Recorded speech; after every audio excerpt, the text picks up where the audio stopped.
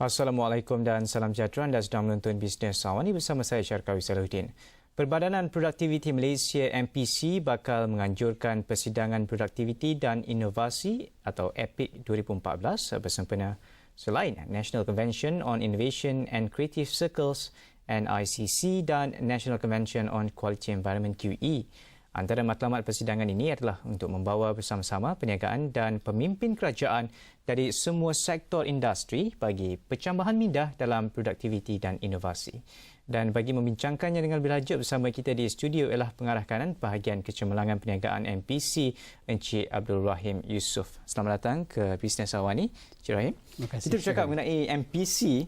Kita ada ICC, kita ada EPIC, kita ada QE dan QC. Mungkin secara ringkasnya Encik Abdul Rahim ingin jelaskan perbezaan antara satu-satunya. Terima kasih Syarkawi.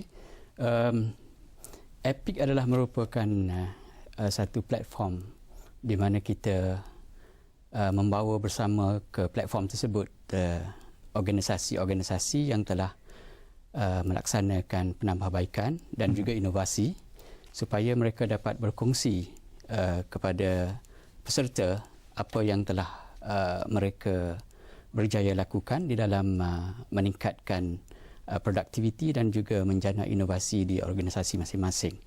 Jadi EPIC pada tahun ini yang kita jalankan, kita menggabungkannya bersama-sama di antara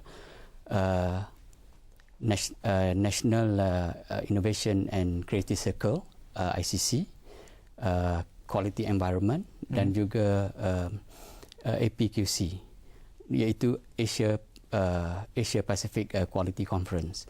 Jadi ketiga-tiga program ini digabungkan bagi memberi sinergi dan juga mendapat lebih banyak impact kepada cerita-cerita kejayaan di dalam pelaksanaan ataupun penjanaan inovasi dan juga penambahbaikan bagi peserta yang mengambil bahagian. Saya difahamkan dalam persidangan yang bakal berlangsung daripada 23 hingga 26 November akan datang ini bakal melibatkan lebih 2,600 ahli persidangan daripada 24 buah negara. Jadi mungkin Encik Abdul Rahim ingin kongsikan apa matlamat yang ingin dicapai dalam seminar selama 4 hari itu, persidangan itu. Kita telah mencapai satu rekod pada tahun ini di mana kita seperti yang disebutkan oleh Syarkawi tadi, seramai 2,625 orang peserta dari 24 buah negara telah mengesahkan penyertaan mereka.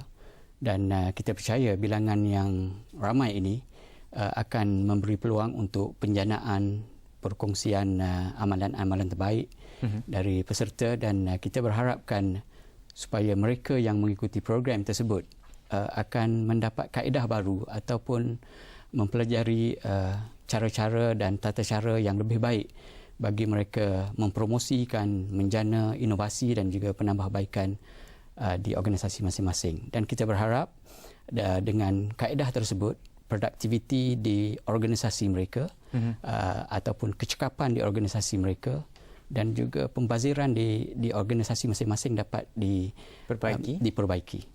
Ini kali pertama Malaysia menganjurkan EPIC 2014 selaku host. Kita pada tahun ini kita merupakan kali pertama kita menjadi host kepada APQC.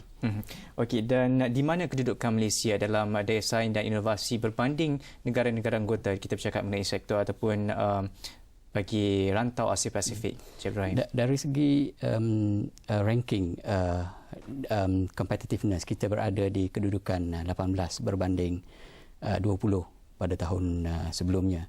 Dan ini merupakan penambahbaikan yang telah dilakukan oleh pelbagai sektor di dalam ekonomi kita. Walau bagaimanapun kita melihat bahawa masih ada ruang untuk kita memperbaiki lagi kedudukan kita, dan saya percaya dengan penglibatan semua peserta di dalam ekosistem, kita akan berjaya meningkatkan lagi kedudukan kita. Tapi yang paling penting ialah penambahbaikan tadi dibuat secara berterusan dan secara menyeluruh, kerana ia akan memberi impak bukan semata-mata kepada ranking tapi juga kepada pembangunan ekonomi negara. Dan kalau kita lihat penambahbaikan itu perlu datang daripada perkongsian ilmu dan inovasi yang telah pun dilaksanakan. Mungkin Cik Abdul Rahim ingin kongsikan agaknya apa intipati ataupun kandungan persidangan APEC 2014. Okey, kita mengambil contoh projek-projek yang telah dijalankan oleh peserta yang mengambil bahagian. Contohnya daripada sektor awam, di mana saya memberi satu contoh di mana bomba yang menghadapi masalah untuk akses kepada hidran, ya, kerana penutup hidran tersebut telah tertanam ke dalam tanah. Dan ini akan, bila berlaku kebakaran, ia akan menyukarkan pihak bomba untuk akses kepada air bagi memadam api. So apa yang berlaku ialah bomba tersebut telah menjalankan inovasi bagi membolehkan mereka mempercepatkan proses mendapatkan air dan seterusnya menyelesaikan masalah. Di sektor swasta terdapat banyak projek yang telah dijalankan di mana dari peringkat untuk meningkatkan produktiviti di line yang mereka bekerja ataupun mengurangkan pembaziran ataupun menambah baik dari segi pengurusan penggunaan utility.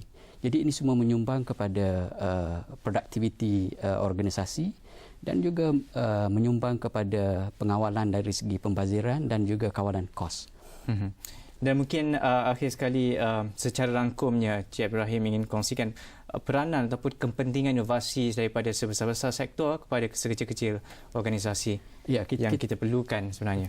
Terima kasih. Kita melihat bahawa bagi menggerakkan ekonomi negara, kita perlu menjadi sebuah negara yang berinovasi.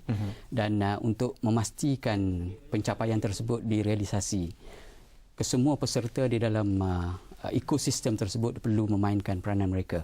Jadi MPC dalam konteks ini menyediakan platform di mana cerita-cerita kejayaan inovasi tadi kita bawa kepada satu platform dan dipelajari oleh semua orang dan mereka akan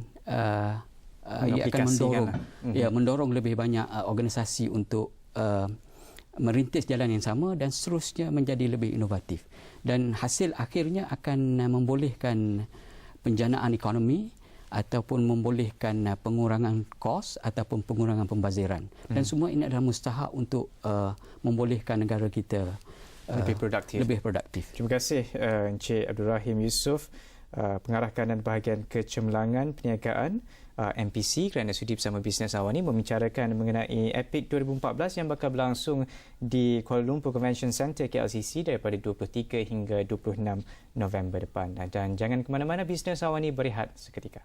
Terima kasih.